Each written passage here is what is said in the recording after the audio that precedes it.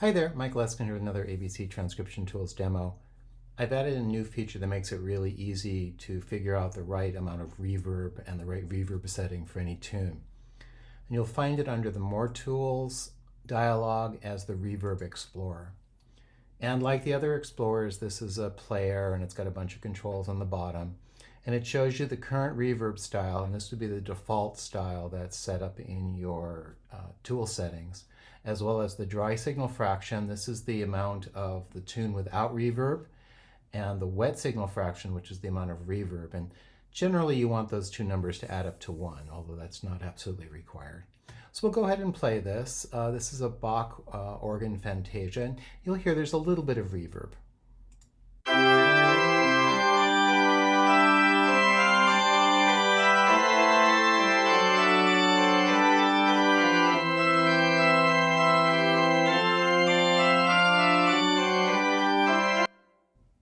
So I'm going to go ahead and pick a different reverb style. So I'll say church, and I'm going to add a lot more reverb. So I'm going to change the dry signal to 0.7 and the wet signal to 0.3. And that's going to put a lot more reverb in the mix. And we'll go ahead and reload the tune, and we'll play it.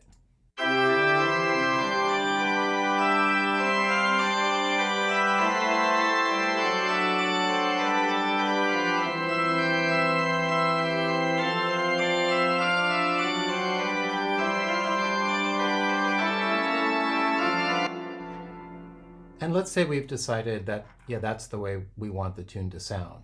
So what we'll do is click Inject Reverb into the ABC, and it'll say Reverb Injection Complete. And if we go back and look at the tune now, you'll see that actually at the top of the tune, it's injected this reverb annotation. And if we play the tune now just normally, you'll hear it has that reverb.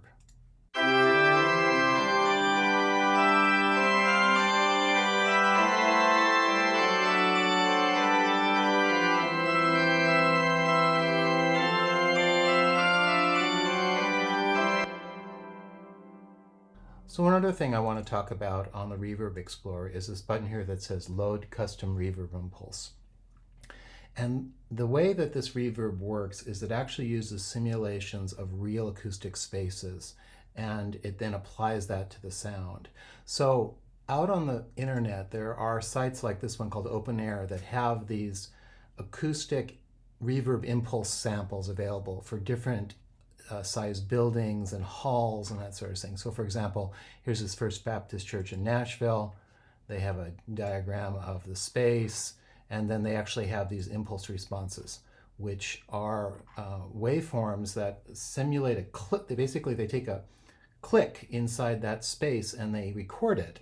And that click gives the information as to how sounds reverberate in that space. And you can use those wave files as the reverb model for my tool. So for example, I can actually load one of those into the tool. So I'll click on Load Custom Reverb Impulse, and I've grabbed a bunch of these over time. So for example, here is one from a mausoleum, and we'll open up that waveform. It says Reverb Impulse File Load Successful. I'll go ahead and change this to Custom, and I'm going to reload the tune with the changes. And now we're actually going to hear the organ sound, but as though it was played in that mausoleum space.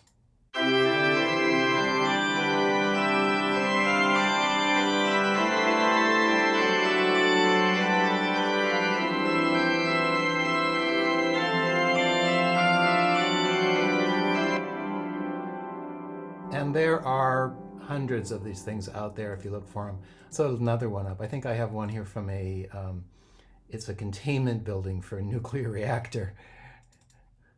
So we'll load that one up. And we'll go ahead and play it.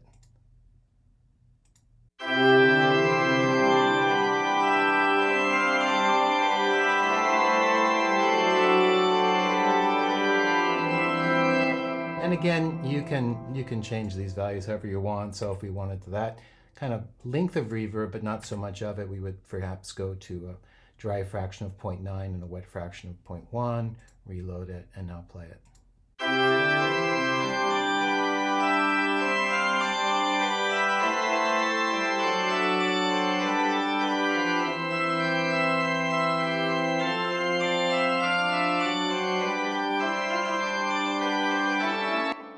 And let's say I decide that I'm good with that. I would just click Inject Reverb into the ABC.